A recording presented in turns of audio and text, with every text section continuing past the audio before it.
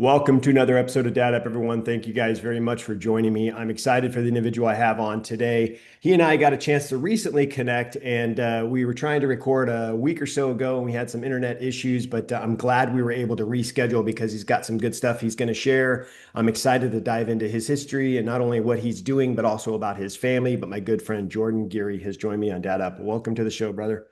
Hey, thank you so much for having me again. Yeah, the universe did not want us to record last time. For the viewers, my internet went out, the light that is on my computer went out, and then I was just telling Bryan once we said this is not happening, let's call it a day. I checked and my air conditioning had stopped working and it was about 99 degrees in my house last time we recorded. So air conditioning's flowing, the internet's working, and I think it's meant to be this time. Fingers All right. crossed.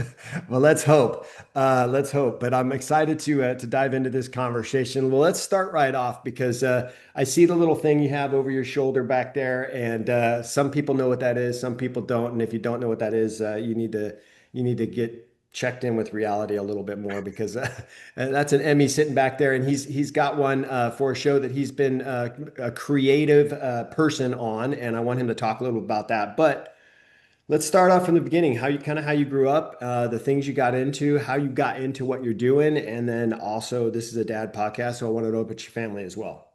Hell yeah, man. All right, I'm going to start off with the most important thing, my family. I am the dad of two wonderful, smart, creative daughters, Athena, who's aged 11, and Tatum, who is age 7. Both girls. I have a wonderful wife. I have a wonderful mom. And as you can tell, the most important people in my life are women. I go into every conversation and just make it clear, like I am the dumbest person in this room. You know, you guys win every debate automatically. And that keeps things kind of light and simple for me. And just to let the viewers know a bit about myself. So I've been working at Sesame Workshop, which is the parent company of Sesame Street, for the past 10 years. And I've been the person helping them create, develop, and produce all their new TV shows. Pretty fun, cool, creative job. And my story actually starts with Sesame Street. Book ended kind of nicely. I grew up obsessed with Sesame Street, specifically the character of Ernie. You guys know Bert and Ernie. Ernie is the orange one. He's the idealist, the optimist. He has kind of a voice like this. Oh, hey, Bert, how's it going? Right. And that was just me as a kid. I was just, the world is open. It's someplace that you play and have fun. And Sesame Street showed me that at a young age. And I grew up in Northwest New Jersey, a town called Alamuchi, which in the 80s, it was in the middle of nothing. It was in the farmlands. And so I went to school and was just surrounded by a bunch of kids that were farming kids. And, would come up in class, well, what do you want to be one day? And all the other kids are like, well, I'm going to just take over the family farm, duh.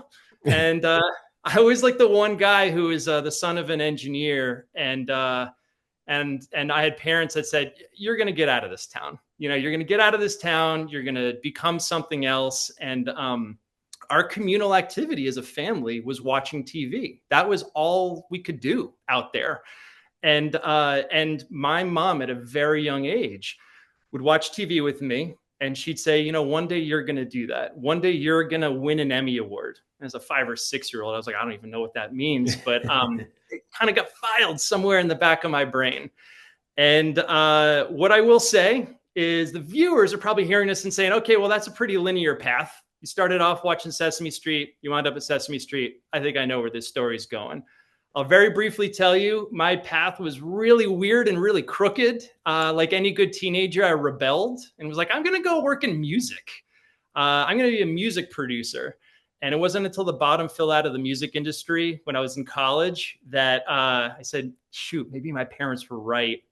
And I found a back door into the TV industry, and the history kind of writes itself from there. Okay. All right. So, but how did you get in your foot in the door of Sesame Street? That's an awesome question. I get that question a lot because there's a lot of people who are like, oh, shoot, I realized way too late that I'm doing the wrong thing. My heart's not in the work that I'm doing. And I always try to tell those people, you could change. Like, you're not too old. It's not too late. And I'm a textbook example of that. So when I was a senior, second semester, senior year of college, I had been studying to be a music producer. I had in my head that's exactly what I was going to do. And I had a professor, a music professor, who got in front of our class and said, "Hey, everybody, I'm canceling class." Because I don't know if you all have been paying attention. This whole Napster file sharing thing, this isn't going away. I think the bottom just fell out of the music industry, and there's not any money to be made in that industry for the rest of our lives. So I want you all to go home. I'm canceling class. You're going to go back to your dorm room, look in your mirror, and ask yourself one question. Can I do something else? Or am I going to stay in the music industry and be poor for the rest of my life? And everyone in the class just sort of looked at each other, filed out of the class. And, I was in a class with a bunch of violinists and cellists. They probably were like, well, music is my life. I looked in the mirror that day and said, I could do something else. I haven't even started a career yet, and I'm already going to be struggling this much. And so the question then became, you graduate college, you have no background in TV. And at the time, I decided to go in TV because I was like, well, that's fun. And I grew up with that. And I know that. And I'd love to be in kids' TV one day. How do you go from a music background into that? And so what I did was I was like, I need a back door. I started looking at places that were TV companies who needed a music guy. And my first job out of school was working at MTV because they just so happened to need a guy to underscore all their reality shows with music. So my first job out of school was at the time listening to CDs and picking pop songs that evoked a certain mood or emotion and working with the TV producers to layer those all in. And once I had that on my resume, I was like, okay, how do I get into kids TV? I can't just start working at Sesame Street. That's like the number one place. And there happened to be a bunch of smaller animation companies in the city at the time. And I'm going to throw out some names. They won't mean anything to you. Animation Collective, Little Airplane, Flickr Lab. These were companies that were doing major work for Nickelodeon and Cartoon Network, but they weren't really getting any of the credit. And what was cool about that was I was able to work on all these big shows and wear a bunch of different hats, like head of the music department. I was voice directing all the voice talent for all these shows. I was a voice actor myself. Like I voiced a bunch of characters for Nickelodeon and Cartoon Network.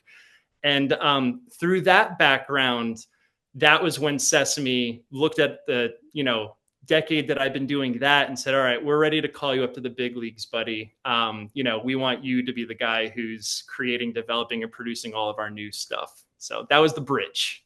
Oh, wow. That's cool. So as a creative producer for Sesame Street, I'm just for my own curiosity, what is exactly your job? Like, what do you do? Yeah, that's a good question. I mean, honestly, some of these titles are so nebulous, especially producer. It's like, right. I produce things. Okay, well, what the heck is that? In short, the way I simplify it is you go to, first off, you look at the world and you say, what are kids needing? What can we do to actually help kids out in this world that they're embarking in? And so at Sesame, they would tell me things like, okay, we actually are looking for a show that teaches kids the value of reading. Kids don't read anymore. We want a show that teaches kids the value of kindness. Kids don't understand what the word kind means. Like their parents say, be kind. And to a little kid, to an adult, it's like, what does that even mean? How do I do that? And so we take that little kernel, we go out to a bunch of writers and artists and creators and say, pitch us some ideas you have about kindness. Pitch us some ideas you have about reading books and a new way to teach kids that it's exciting to do that. And we'll have kind of a bake-off. We'll pick somebody. And then from there, we'll create a world around that concept, pitch it to like other channels and distributors. And then once it gets a green light, you then are tasked with creating 52 episodes in this world. And I'm happy to say I've done puppet shows, animated shows, live action shows. And you really do feel like you're stepping into a different universe with every single project you have. So that's in a nutshell what I do. The short version of that is I get paid to be a kid. That's it. Oh, that's awesome. I have to be honest.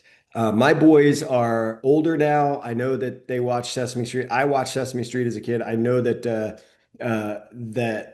when it was on, that was kind of their show to go to and watch when they were, kind of wanting to be when we were wanting to keep them preoccupied.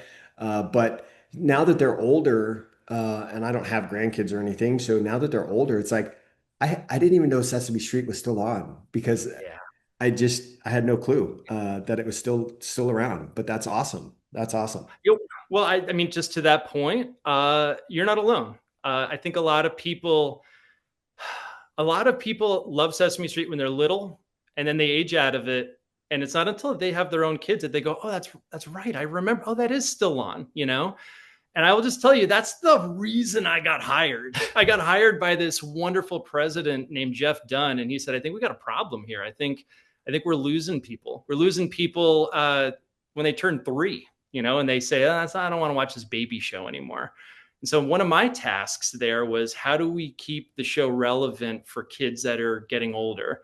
And so one of the shows that I worked on, it was this show that a lot of parents that are listening will go, "I've watched that." A lot of people that aren't parents are going to go, "What the heck is that?" It was called Sesame Street Mecha Builders, and mecha is in like mechanized robots. And it was a CG animated show. It made the characters that, Cookie Monster, Elmo, Abby Cadabby, it aged them up. So they acted a bit older. And it turned them into these kind of quasi transformer beings. And it wound up being the #1 show on HBO Max for 6 to 11-year-olds. Oh, It wow. it completely like shattered the ceiling that Sesame had. And they're still going to be making content for Mecha Builders. It's seen as this really big hit, but you're not alone. People aging out of Sesame Street, it's a bit of a rite of passage, and I've worked my butt off to try to combat that a bit. Oh. Well, that's cool. I think it's really neat that they try to keep it relevant, especially as your kids get older. It's important. And I'm just curious though, with your own daughters, being a dad, being in that industry, and having two fairly young daughters, uh, do they pitch ideas to you? That's a great question. Yes, they do. And I consider their ideas, I think to do your job well, any job, your job, anybody's, you have to be really almost a scary level of open. And I am open to ideas from anybody. What I will tell you is we haven't greenlit any of their ideas, but they are the best focus group ever. I can't tell you how cool it is to work on something at work, say to everybody, in a very scholarly tone, "I'm going to think about this. Maybe just give me an evening to go over this episode and whether it's working or not." I go home, I show my 11-year-old and my 7-year-old, and they're two different age demographics, so it's perfect. And they're not just kids, they're my kids. And so they have no problem with saying, "Dad, this sucks. This is not cool. This is not fun." And I'll go into work the next day in a very scholarly tone and go, "I think we need to work on this a bit. I slept on it, and it's my professional opinion. It needs a bit of work in here and here and here." My kids are the most blunt focus group of all time, and I love it. Now that said, what is kind of cool, it's cool watching TV shows with them now, because now they've got this trained eye where we'll be Mhm. watching Dora the Explorer. We're watching YouTube. That's what all the kids are watching now. And my kids, just apropos of nothing, will just go, "I wouldn't have said that. I wouldn't have had that character be the main character. I would have focused on this other one." I'm like, "God, I got freaking executives sitting in the room with me. This is a tough audience." It's fun though. That's cool. Um, when it comes to parenting and obviously I mean, you're essentially a content creator for kids. But what do you think is the biggest challenge for you is for someone who creates content for kids, but then also has to go home at night and parent his own kids? What do you think is the biggest challenge for you in doing that? That's a spectacular question that no one's ever asked me before. I'll be honest. I'm going to give an answer, and I feel like a lot of people that are creative that are listening to this are going to nod their heads, and a lot of other people are just going to go, "Oh, boo hoo." But when you have a really fun job where you're basically getting paid to create and watch TV all day, it's really hard to turn it off. Right. It's really hard to just watch TV and say, I'm just going to shut my brain off and not give notes and not criticize this and not look to improve this show. I'm just going to turn my brain off and get carried away.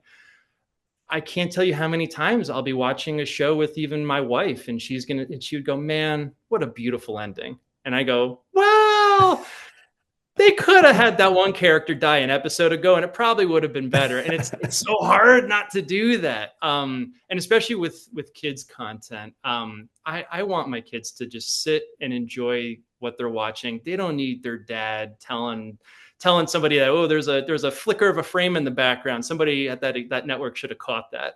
That's the hardest thing, is just sitting back and enjoying life. But hey, there's worse things than not being able to just relax and watch movies with your family, I guess. Yeah, it's interesting you say that.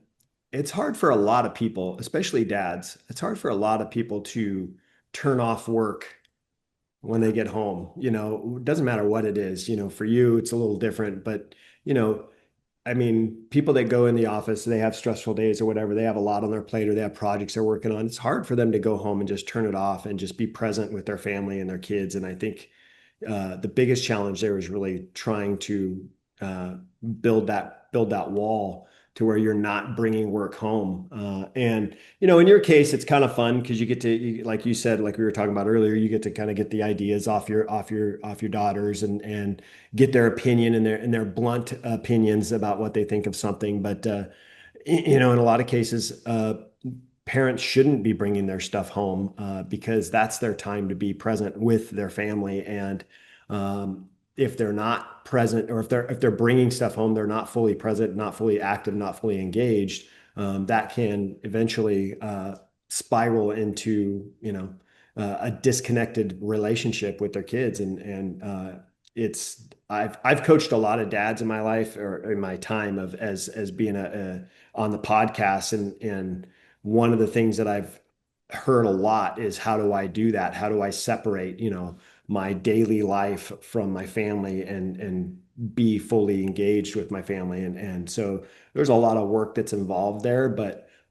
it's cool that you're able to kind of do that and have learned through that with your daughter. So that's awesome. Yeah. Well, and I'll just tell you, I was dealing with that struggle personally, really for the past 10 years. The past 10 years working at Sesame, I just loved my job so much. It was really hard to turn it off. And I don't know if you've had this. A lot of people I've talked to, especially that were dealing with COVID, have had this, where you hit a point in your life and you go, where did the past decade go? Where did the past 5 years go? I feel like it Right. just went by like that, especially a lot of parents. And I'm deeply analytical just as a person. And I was like, I have to unpack this because I need to make some changes in my life so that I don't feel like life is flying by as quickly as it is. And I realized I wasn't being present. I wasn't being mindful, but I noticed there was something very specific that I was doing that was making time fly by a lot faster. And it was multitasking. Hmm. If I was watching a movie with my family, I was also on my phone. If I Mhm. was driving, I was on a phone call, through the car as I was driving. And when your brain is split in that way, you really don't have time to take everything in. And so I've started this website and series of videos on social media. The website's jordangeary.com. The social is the Jordan Geary, where I've just talked about how to improve your own storytelling and your own personal story. And the big thing that I've been telling people is, if you could just focus on where you are, you could be mindful, you're going to be a better storyteller. You're going to be Mhm. better at cocktail parties. You're going to be better with your kids. You're going to be better with your wife, because you're going to pick up on all these details and nuances that you wouldn't have picked up on before if you were trying to do too many things at once. And I got to be honest, Bryan, it's a daily struggle. It's so hard to take the subway and make eye contact with the crazy guy, as opposed to just listening to podcasts and tuning out, or washing the dishes or something. Your brain wants stimulation, and I've been finding the secret sauces is just doing one thing at a time. Yeah, I think multitasking is good in some areas, but there are many areas, especially when it comes to your own family, that multitasking isn't good, especially if you have your kids, you got your 11-year-old daughter coming up to ask you a question, and you're in the middle of a conversation on an email, or you're reading an email, and it's pretty intense, or you're working on a project and you're looking at your phone, and she's coming up needing your attention. And it's like you're trying to multitask, or you're trying to do what you're doing on your phone or answering that email, but at the same time trying to pay attention to her and address the issue that she has. And it's almost impossible, because what happens is we hear people say, if you have that balance, if you find that balance between your work life and your family life, and the truth is there is no actual balance. You can't balance it. You're either, because one thing that you're giving attention to, it tips the scales a little bit. So it doesn't matter what you're trying to do. Finding a balance between work life and family life is impossible. So what you're talking about there, as far as multitasking, is when you have a child that's coming up to you and you're in the middle of something. I'm not saying you absolutely have to shut the phone down or turn that email away so you can pay attention to your kid.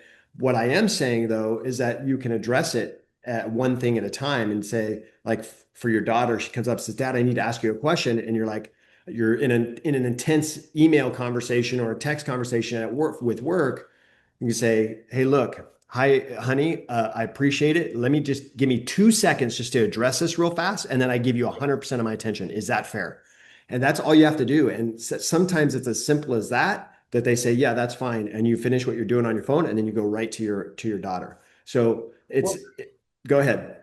oh no, I was just gonna say, if I mean, I'll even put that one layer further. We have these amazing people at Sesame that are like curriculum experts, and they're out there identifying what problems are not only plaguing kids but plaguing parents. Mm. And at one point, I was working on this one show, and I was saying, okay, what's an episode that would help kids and help parents, by us really addressing it.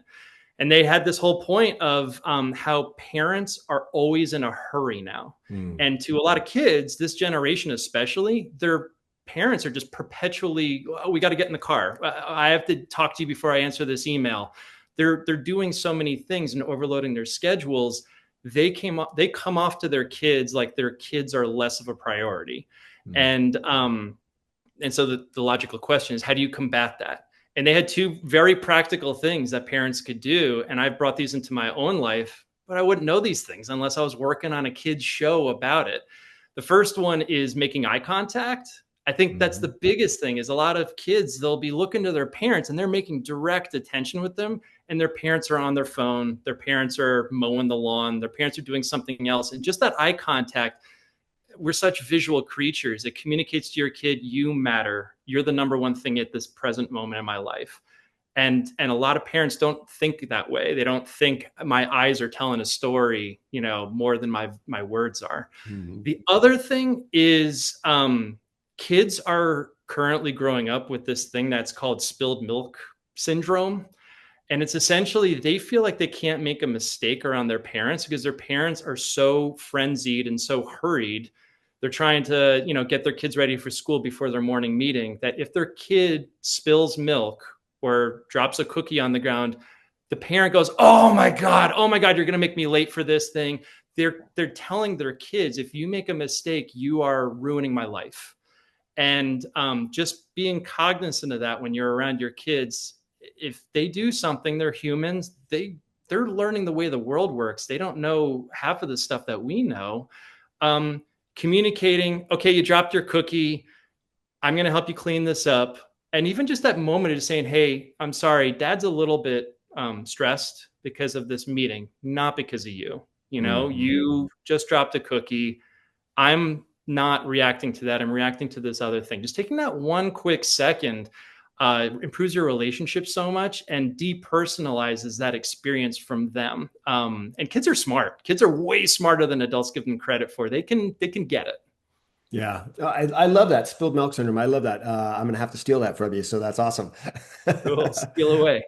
One of the things that I wrote down, I wanted to find out from you, because as somebody who works in, television, children's television, and creativity and all that, when it comes to lessons that you have to implement into maybe the shows that you're working on, what do you think is one lesson about child development that's made a real difference in how you show up as a dad?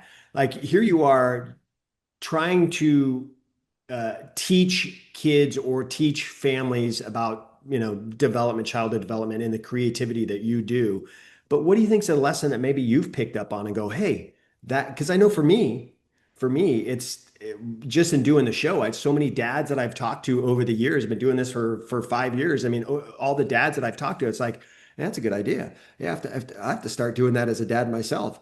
Yeah. So for you, what do you think's one thing that you've kind of picked up on in your creativity on the show that maybe you've implemented in your own life as a dad? Cool. All right. I feel more pressure than most because I work at Sesame Street to come up with something out of the box and fun for parents. I can scold them on a billion things, and I'm not going to do that. I'm going to give them a fun exercise that they could do with their kids that is going to make their kids' life better, but also they're going to have more fun.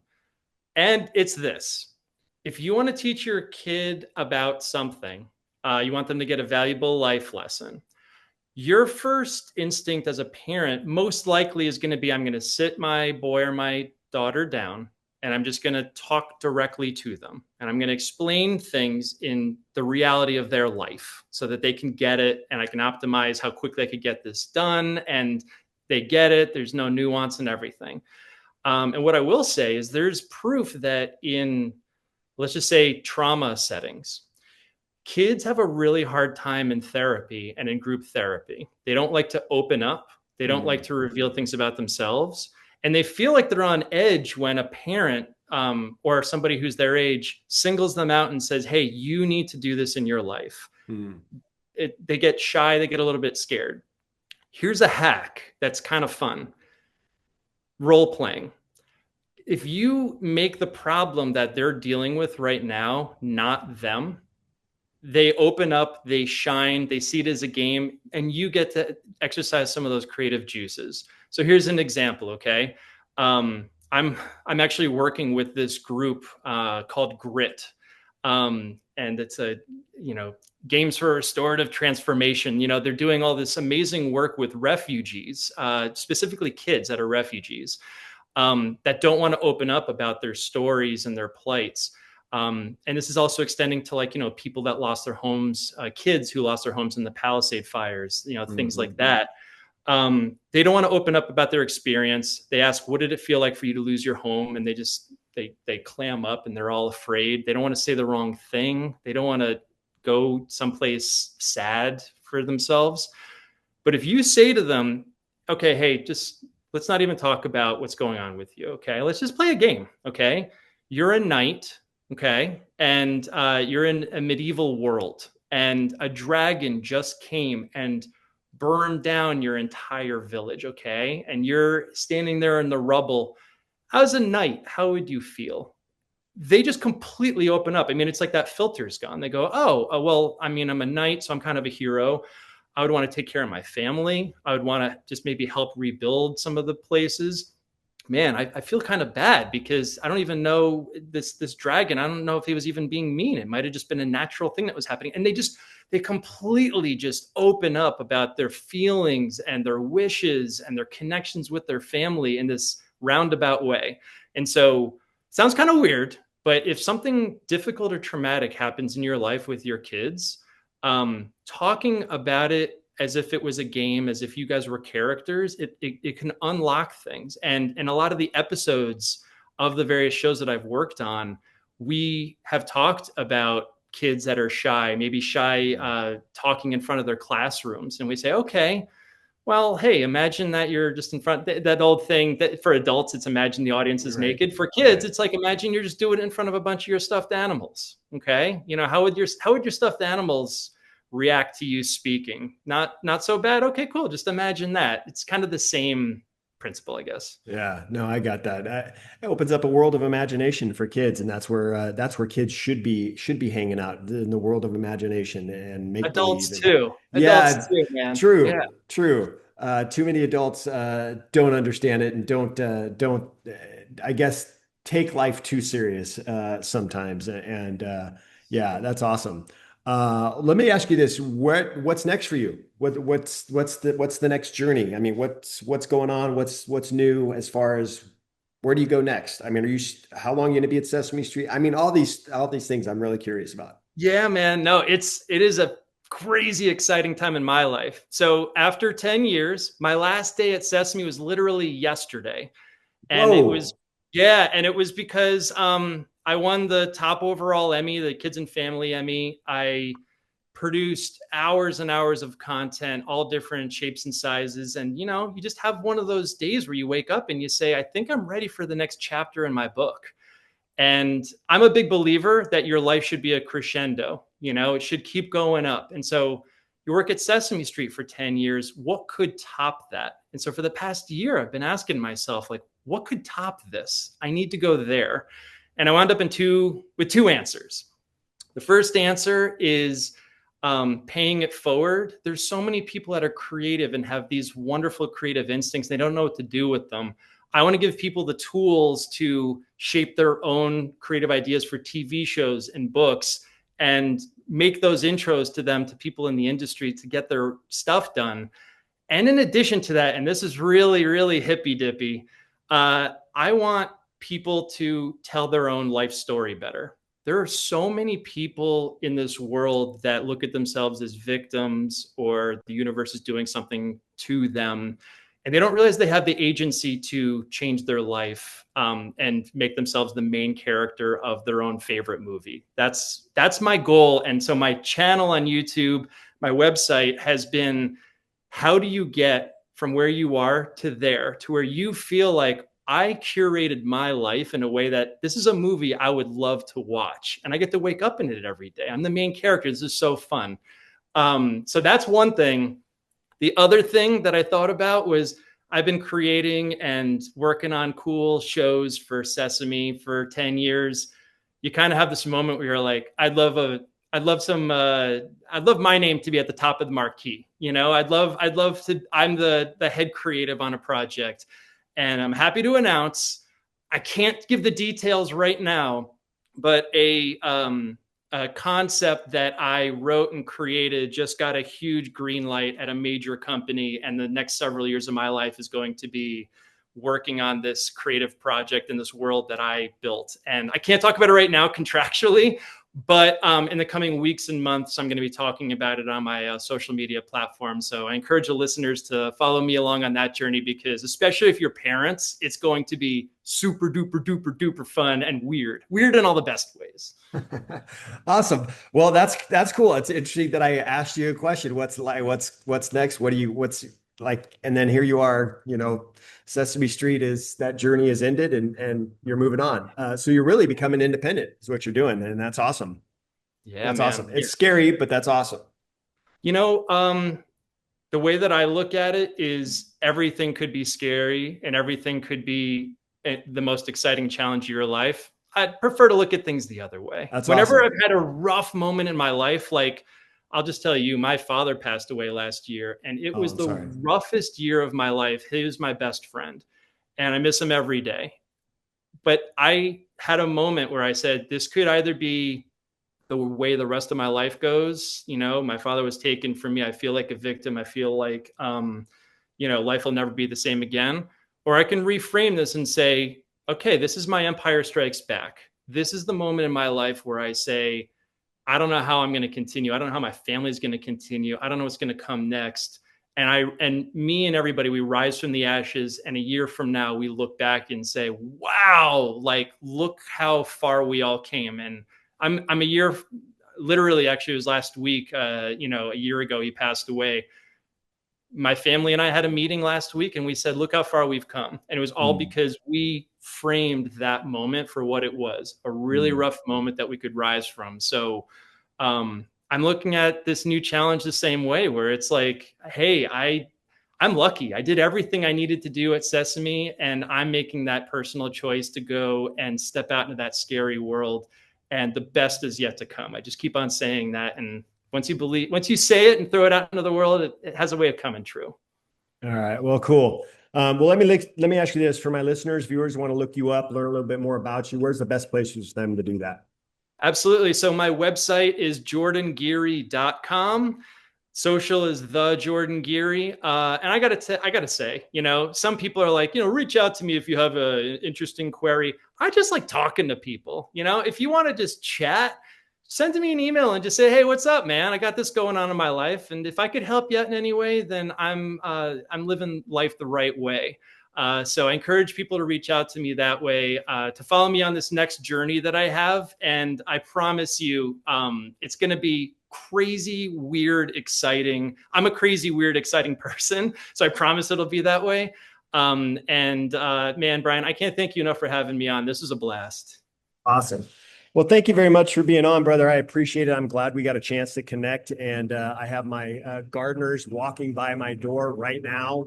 You can hear them, which is rather annoying. But anyways, I'm glad we got a chance to connect. I'm glad we got a chance to do this. And I'm looking forward to continuing our friendship. And I'm looking forward to continuing to keep in touch with you so I can follow your journey as well. Me too, man. I'm so happy that I met you. And I just got to say, on behalf of dads, thanks for doing what you're doing. Nobody talks about this. Nobody talks about what it's like to live a life, be out there, be grinding every day, but then have the most important people in your life to come back to. And just that juxtaposition of worlds and how tough it is and how exciting it is. You're doing a giant service to everybody out there, because no one talks about this. You're going there. And I love people that go there, and you're totally going there, man. I appreciate that. And thank you for the kind words. I really do. It's something that I'm passionate about. And all I want to do is help other dads and help families be better for their kids. And so you and I share that similarity as far as the things that we're doing. So thank you again, brother. And I look forward to staying in touch with you. And listen, guys, if you are not yet looking to see who he is, make sure you go to his website and his social media. Make sure you're following him, checking out the things that he's doing. All his links are in the show notes below, so you can follow him there and check out his journey. And if you have questions, feel free to reach out to him. He's very active on social media, so feel free to reach out to him. And listen, if you are not yet subscribed to my show, please make sure you do that so you don't miss any of the awesome guests that I have on each and every week. And as always, I look forward to seeing you all on the next episode of Dad Up. Wow, another amazing episode in the books. So much was shared, and I'm truly grateful my guest was able to pour into you to help you elevate your dad game and really dad up. Make sure you bang that subscribe button so you don't miss a single episode. And while you're here, please don't forget to leave me a rating and a review. I always appreciate the feedback. And one last thing, don't forget, your role as a dad is one of the most important roles you have. So if you need a little help or have questions, don't hesitate to reach out to me on my website at daduptribe.com or at my Instagram page at daduppodcast. Until next time, everyone, Dad Up.